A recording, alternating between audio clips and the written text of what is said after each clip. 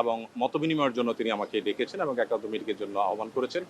তো আমরা যেহেতু আপনারা জানেন আসুন্না ফাউন্ডেশনের মাধ্যমে আমরা জাকাত নিয়ে কাজ করে থাকি বিগত ৬-৭ বছর যাবৎ, এবং শুধু গত ১ বছরের হিসেব অনুযায়ী আমাদের মাত্র ১৩ কোটি টাকা খরচ করে আমরা ২১০০ বেকার তরুণ তরুণীকে আমরা পৃথকভাবে স্কিল ডেভেলপমেন্টমূলক প্রশিক্ষণ দিয়ে তাদেরকে আমরা কর্মসংস্থানের ব্যবস্থা করে দিয়েছি।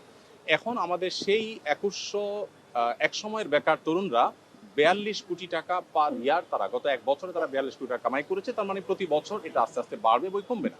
তো এই যে জাকাতের অর্থে স্কিল ডেভেলপ করে বা স্বাবলম্বী করে স্থায়ী দারিদ্র্য বিমোচনের পথে নিয়ে যাওয়ার ক্ষেত্রে আমাদের আসুন্না ফাউন্ডেশনের কিছু অভিজ্ঞতার জায়গা আছে।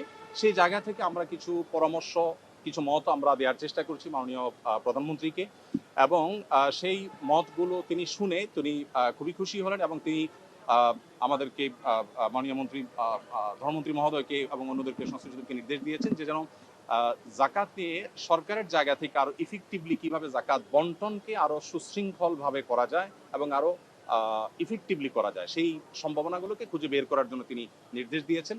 তো এখানে মন্ত্রী মহোদয় তাদের জায়গা থেকে তারা কাজ করবেন ইনশাআল্লাহ, এবং একটা কমিটি প্রস্তাবনা করেছেন। তিনি সেখানে আমাকেও থাকার জন্য বিনয় নির্দেশ দিয়েছেন, অনুরোধ করেছেন। আমি ওনাকে বিনয়ের সাথে যদিও বলেছি যে এখানে বেতনের খতিব আছেন, আরো অনেকে আছেন, তারপরেও তার একান্ত অনুরোধে ইনশাআল্লাহ আমি হয়তো থাকার চেষ্টা করব। দিন শেষে মূলত আমি আমার জায়গা থেকে যে প্রস্তাবনাটা দিয়েছি সেটা হলো যে এখন যেভাবে মানুষ যার যার মতো জাকাত দিচ্ছে এটা তো আছেই, এর পাশাপাশি চ্যারিটি প্রতিষ্ঠানগুলো যারা জাকাত কালেক্ট করছে তাদেরকে যদি একটা রেগুলেটরি জায়গা থেকে গভর্নমেন্ট যদি কিছু পলিসি করে দেয় এবং রাখবে ইনশাআল্লাহ, এবং সেই সাথে দরিদ্রকে সাময়িক কিছু টাকা পয়সা দিয়ে তার দারিদ্র আসলে দূর করা যায় না, বরং তাকে আইদার স্কিল ডেভেলপ করে দেওয়া আর না হয় তাকে স্বাবলম্বী করার কোনো একটা প্রসেসে যাওয়া, যেটা আমরা আসুন্না থেকে করছি। তো এই কমিটিতে কয়জন থাকবে এটা এখনো পুরোপুরি চূড়ান্ত হয়নি। ৫-৭ জনের একটা কমিটি হবে। সভাপতি মাননীয় মন্ত্রী ধর্মমন্ত্রী মহোদয়, তার সভাপতিত্বে কমিটি হবে, এবং বায়তুল মুকাররমের খতিব মহোদয়কে প্রস্তাবনা পাশ করার পাঠানোর জন্য মাননীয় প্রধানমন্ত্রী বলেছেন তিনি থাকবেন।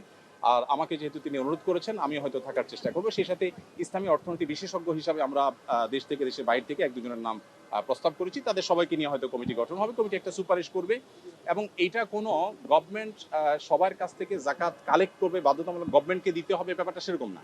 আমার প্রস্তাবনা ছিল যে জাকাত বিভিন্ন অর্গানাইজেশন নিচ্ছে, প্রতিষ্ঠান নিচ্ছে, শুধু রেগুলেটরি জায়গা থেকে গভর্নমেন্ট কাজ করবে, যেটা প্রপার ইউটিলাইজ হচ্ছে কিনা এবং যেন যথাযথ ব্যবহার হয় এবং কম্পিটিশন হয় আরো ইফেক্টিভলি যেন ইউজ হয়, সেই জায়গা থেকে গভর্নমেন্ট কাজ করবে।